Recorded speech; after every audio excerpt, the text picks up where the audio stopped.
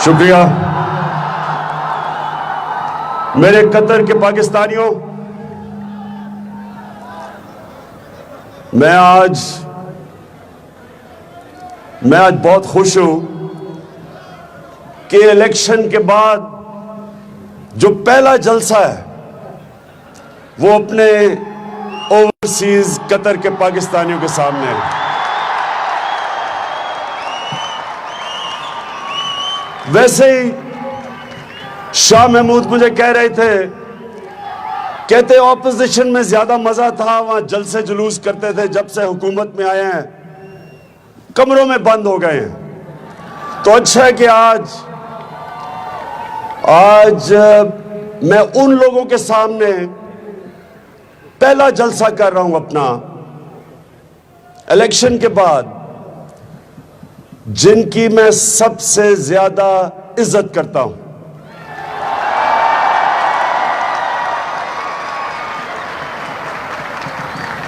मैं जब क्रिकेट खेलता था तब से बैरून मुल्क पाकिस्तानियों से मेरी मुलाकात रहती थी।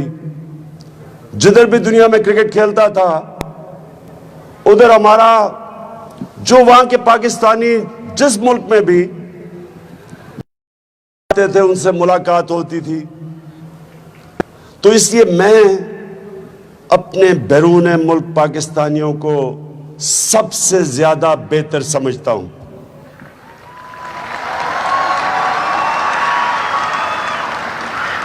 मुझे पता है कि कितनी मुश्किलात उठाते हुए अपने मुल्क से बाहर जाते हैं रोजी कमाने के लिए, क्या क्या मुश्किलों का उनको सामना करना पड़ता है, और फिर वो कितनी मेहनत करते हैं अपने खानदानों को, बीवी बच्चों को पालने के लिए। मैं इटली गया, वहां नौजवान मुझे मिले पाकिस्तानी, 18 घंटे वो काम करते थे। 6 नौजवान एक कमरे में रहते थे पैसा बचाने के लिए, और सिर्फ उनकी एक सोच होती थी कि हम पैसा बचा के तो अपने घर भेज सकें। जो मेहनत कश होता है, ये याद रखना, वो अल्लाह के बड़े करीब होता है। अल्लाह पसंद करता है मेहनत कश लोगों को।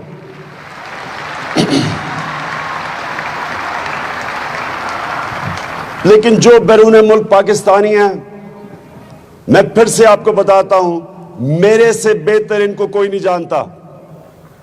मैं बरतानिया गया 18 साल की उम्र में, तो वहां मैं क्रिकेट भी खेली, पढ़ा भी।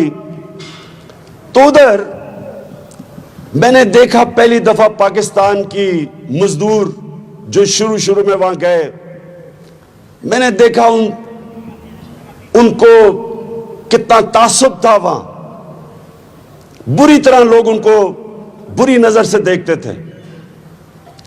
वहां एक खास इंतहा पसंद बरतानिया में होते थे जिनको स्किन हेड्स कहते थे।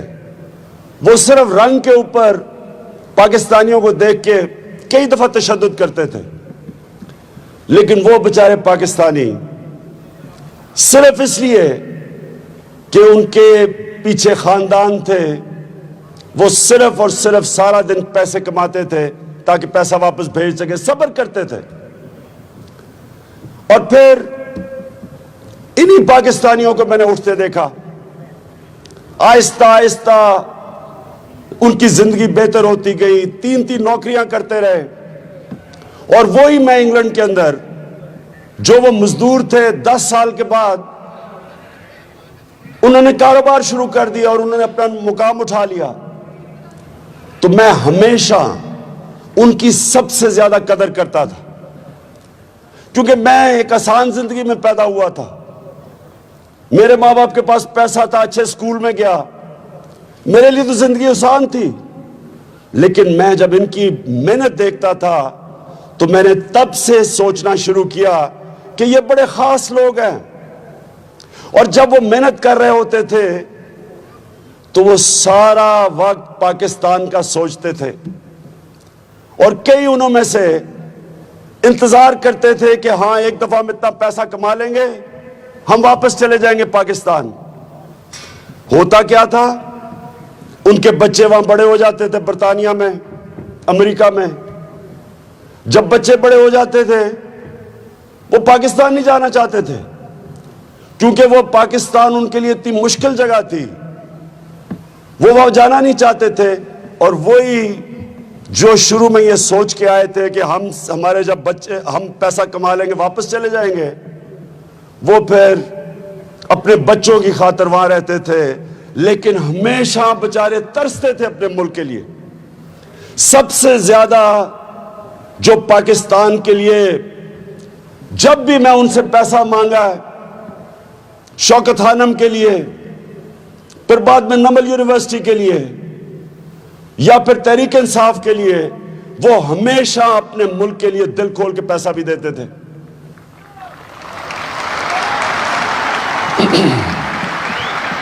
तो मैं आज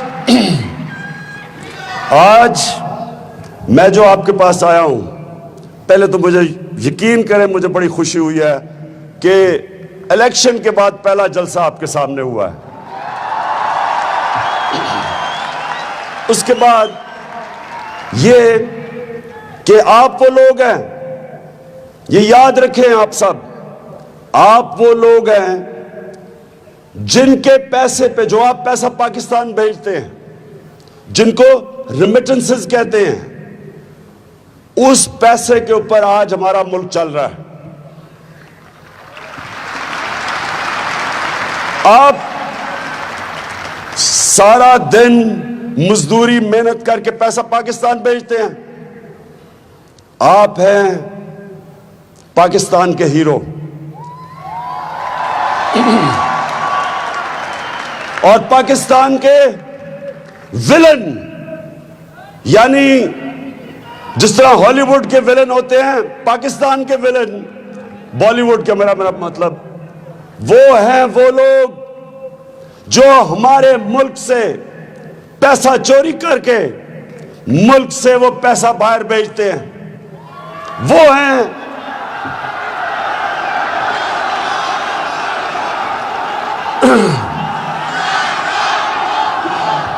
और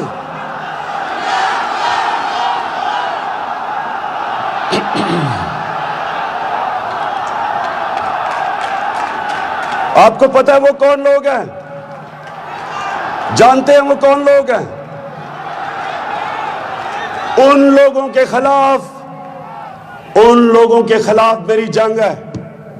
ये लोग, अगर ये लोग इसी तरह मुल्क से पैसा चोरी करके, मनी लॉन्ड्रिंग का मतलब चोरी का पैसा मुल्क से बाहर भेजो, दुगना नुकसान।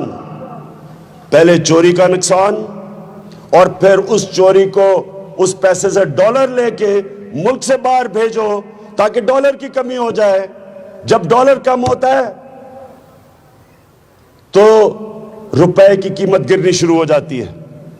हमारा रुपया क्यों गिरता है?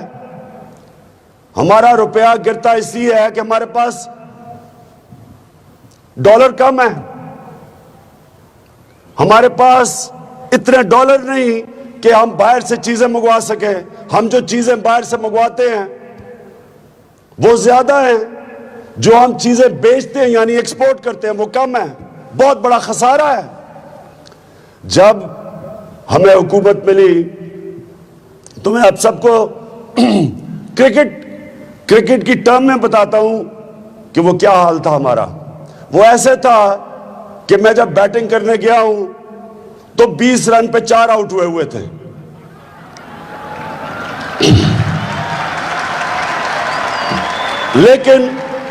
लेकिन आप सब जानते हैं कि प्रेशर में खेलना मुझे आता है।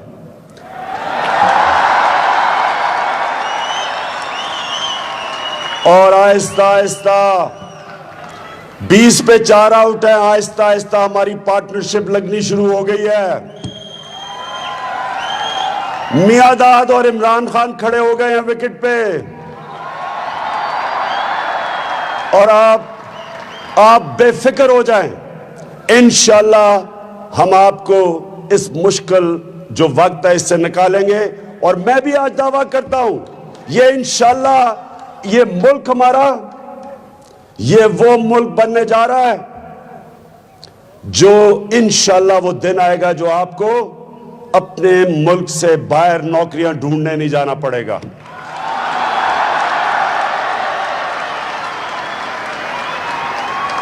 अल्लाह ने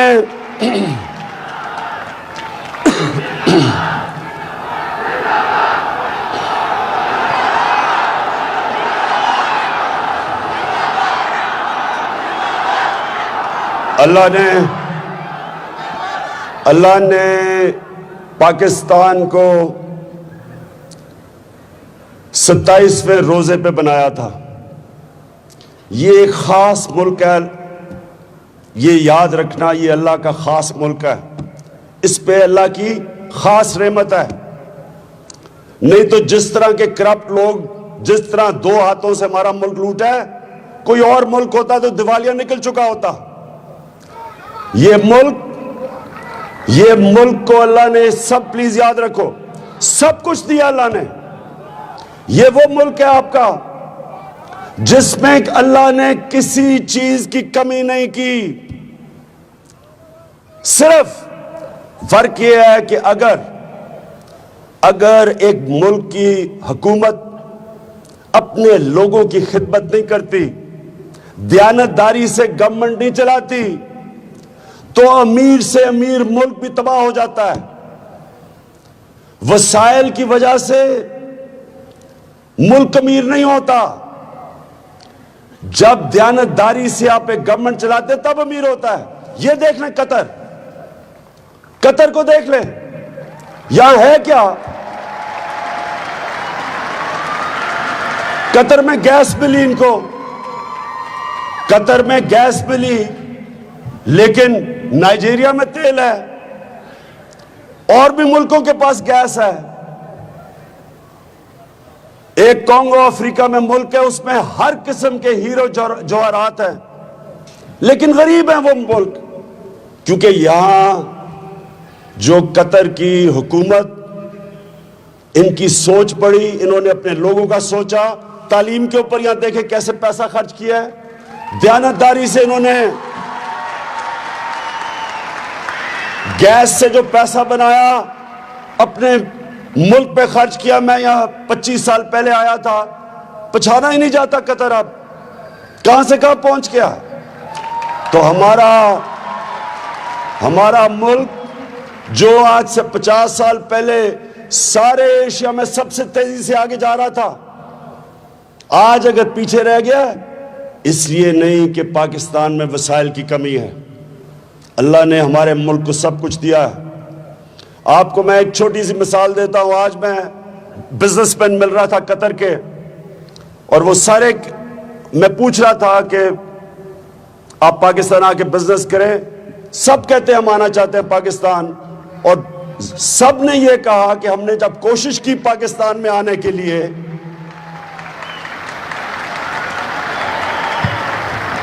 उन्होंने कहा कि जब हमने पाकिस्तान में आने की कोशिश की तो हमें 2 चीजों ने बदल कर दिया, हम वापस आ गए। एक थी करप्शन, एक थी जो आपका इतना मुश्किल टैक्स का निजाम है। हमने उनका बेफिक्र हो जाओ, हमने 46 टैक्सेस से कितने किए, 46 टैक्सेस, 36 है। हमने, सुने जरा, उन्होंने कहा आपके बड़ा मुश्किल टैक्स का निजाम है। अभी से ही हमने 36 टैक्स थे पाकिस्तान में, 36 टैक्स से हम 16 टैक्स पे ले आए हैं, और इंशाल्लाह और भी कम करेंगे आने वाले दिनों में। दूसरा, करप्शन की इंशाल्लाह फिक्र ना करो। ये पहली गवर्नमेंट आई है, 5 महीने हो गए हैं, एक भी करप्शन की स्कैंडल अभी तक नहीं निकली, और इंशाल्लाह नहीं निकलेगी आगे भी। लेकिन मैं सिर्फ आपको आपको यह सिर्फ बताना चाहता हूं कि कितना अल्लाह ने हमारे मुल्क को दिया। सिर्फ एक चीज आप सुन लें, मलेशिया में जो टूरिज्म होती है मलेशिया में, वो सिर्फ समुंदर के साथ साथ होती है। मलेशिया में जो टूरिज्म से पैसा बनता है वो है 20 अरब डॉलर। सारी पाकिस्तान की एक्सपोर्ट 24 अरब डॉलर है। मलेशिया में सिर्फ बीच टूरिज्म यानी समुंदर के साथ टूरिज्म पे उनका 20 अरब डॉलर आमदनी होती है। तुर्की की, जिसकी बीच टूरिज्म भी, समुंदर के साथ भी टूरिज्म है, और उनकी पुरानी पुरानी वहां इमारतें हैं, हिस्टोरिकल टूरिज्म जिसे कहते हैं, उनकी पुरानी तारीख है। तुर्की की सालाना आमदनी टूरिज्म से 40 अरब डॉलर है। और पाकिस्तान, जिसके पास बेहतरीन समुंदर के साथ बीचेस हैं, जिसके पास तारीखी मोहनजोदारो जैसा 5000 साल पुराना, पेशावर दुनिया का सबसे पुराना शहर है, लाहौर पुराना तारीखी शहर है, मुल्तान, उसके अलावा पाकिस्तान के अंदर जो पहाड़ हैं, अब तो इंटरनेशनली समझते हैं कि दुनिया में सबसे बेहतरीन पहाड़ों की सीनरी टूरिज्म पाकिस्तान में है। और उसके अलावा ये चौथी चीज सुन लें, पाकिस्तान में सिखों का मक्का और मदीना पाकिस्तान में है, ननकाना साहब और करतारपुर। हिंदुओं की पुरानी पुरानी इबादत गाहें हैं वहां, पुराने उनके सॉल्ट रेंज के अंदर पुरानी पुरानी जगह हैं जिधर वो आना चाहते हैं। बुद्धिज्म का पाकिस्तान, जो खासतौर पे पख्तूनख्वा, टेक्सिला, ये बुद्धिस्ट का सेंटर है दुनिया का। तो ये वो मुल्क है जिधर 4 किस्म की टूरिज्म हो सकती है। और इंशाअल्लाह ये मैं आपको साबित करके दिखाऊंगा कि सिर्फ टूरिज्म से ही हम इतना पैसा इकट्ठा कर लेंगे कि हमें ना कभी किसी से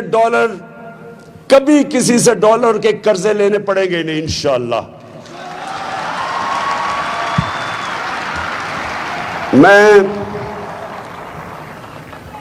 मैं शेख तमीम का, अमीर तमीम का शुक्रिया अदा करना चाहता हूं। उन्होंने आज हमें दावत दी, ये भी उन्होंने ये ऑर्गेनाइज करवाया, ये भी आज।